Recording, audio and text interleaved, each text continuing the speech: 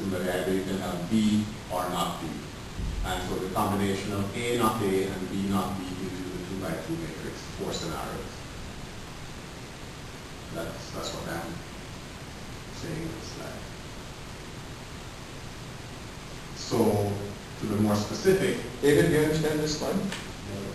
Yeah, I think I know what you're saying, but I think that the titles for the 4, I mean, I expect to see kind of an A, not A, but I don't see that. Like, decentralized is 1, so is the next one decentralized?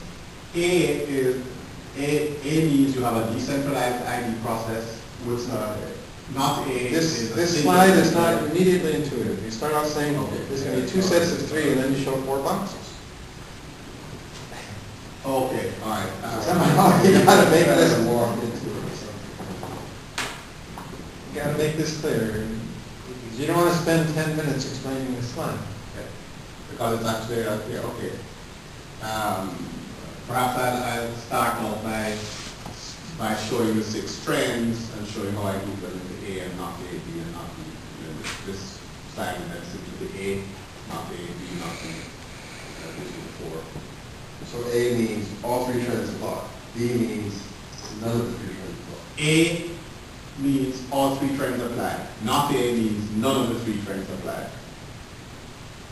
In the column. You have a, well, that's for 3, and then the other 3 are yes. Are B no. and not B. Okay, so it's, okay. I guess I need to remember to bring that in. And they all have to move in the same direction? Yes, that's the assumption I'm making. In fact, since I have 6 trends here, I could actually have 36 different scenarios, 6 by 6. And Yeah. And, why, and how did you get it reduced to 4? yeah. By taking 2 groups of 3 trends. What justifies that? That's right. That's the question. Limiting to 4 scenarios. Just, it's a time. I understand that it simplifies it. But what why? justifies Yeah. it? Why? What is it? Just How what? did you pick the 3? What Oh, how did I Right. pick? Okay, how did I pick the 3? The experts gave you the scenarios, right? This No, is the experts gave me the trends. the trends, I mean. The trends, yes. The experts gave me the trends. And what justifies you bunching them together like this?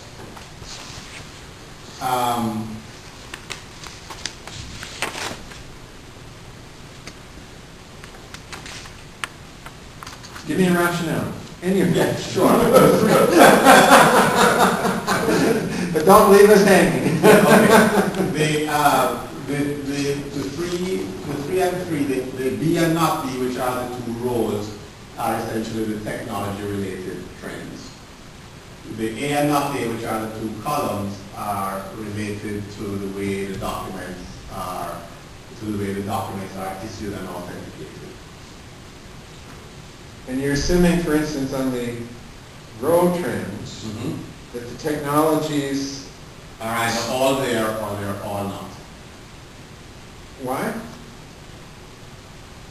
To limit it to, instead of having. Don't give me a convenience argument. What do you want to get? Give me a logical argument. Give me a logical Yeah, rationale. I'm trying to get extremes. So I'm saying, okay, either all of the technology occurs or none of it occurs. Those are the 2 extremes on the rows. Because the ultimate purpose of this is what? Yeah, the ultimate purpose of it is to create scenarios that are different enough that it will test the participants' ratings of the characteristics in different extremes. So you don't want 2 scenarios close to each other. You want I don't want, correct, I don't want to to see the variation. Yes, I want the variations to be as relatively extreme as possible, because then you get a better testing of the difference in the way the participants think in the different extremes. But seeing the reality seems like in the mixed box, in something in between. Reality is not on this extreme or the other extreme. No, the realities could be any of these actually. Right. Yeah, for instance, right now, scenario number 1 is pretty close to the way a lot of banks operate. One of the, actually closer to the way the credit unions operate. Scenario 4 everybody said, yeah, that's a little bit out in the future, but it's coming. And one of the banks in particular had just had a meeting to talk about a scenario very much like that, because they're trying to figure out how they're going to compete when things go all technical like that. When you have advanced biometrics and electronics, when you have virtual customers, real-time authentication available, a validated, tamper-resistant identity document, possibly one issuing agency. What does central mean in the right-hand column? It means that there's one centralized agency that issues the only legal form of identity document. There are In some the whole countries- country? There are some countries that operate like that now. There's only one legal identity document. I think Australia is one of them. You can have all of these other things, driver's licenses and whatnot, but the only legal identity document is this centralized, this single centralized And identity document. many countries are also very afraid, this was a huge issue in Holland. Because in World War II, they had complete records. In World War II, when the Nazis came, they wanted to know who the Jews were. They went to the records, Went to the records. looked them up, Yep. got them. Very efficient. Right. The U.S., there's something called the Real ID Act, which is pushing towards this direction, having a single centralized identity. As a compromise, because of the way the legislature is working right now, as a compromise, they're trying to develop a set of common characteristics. That would be an excellent dissertation topic for your student. Which On one? the other slide, the other question we're going to ask you is 3 dissertation topics. Oh. To spin off of this. And one of them is exactly this. Mhm.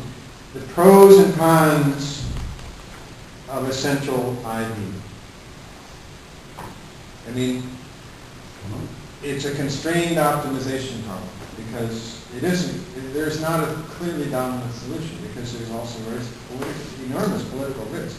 Yeah, there is actually one of the things I discovered during the course of the research is that there's actually a lot of legislative effort, a lot of private organization effort directed towards just that very thing, trying to make a case for going to this single central ID. It's great if you're an organization that's worried about identity theft.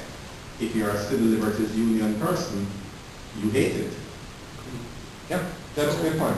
Don't get stuck on it. Okay. It's one of these long Can I just one comment? Yep, sure. Because your deliverable now is the method. Mm-hmm. So it seems to me that this slide is the essence of the method. Key thing that we design the scenario. Yeah. So you need to develop enough or sufficient argument to defend Right. your justification here, How I your do decision here. You how I can do choose three how you why go just again. for scenarios. This is the key thing. The selection of extremes probably is part of the method. I mean, that's, Right. there's a reason to do that. Right. Related to what Wu just said, I can sort of see the rationale on the row. So the rationale of what's on the left is the advance of technology, Yes. electronics. Mhm. You can give that an easy rationale. This will advance biometrics, RFID. Yeah. I don't see a convenient rationale behind all 3 of the others. Single central ID, validated tamper-proof ID, real-time authentication. It has to do What with ties those together? the issue and authentication.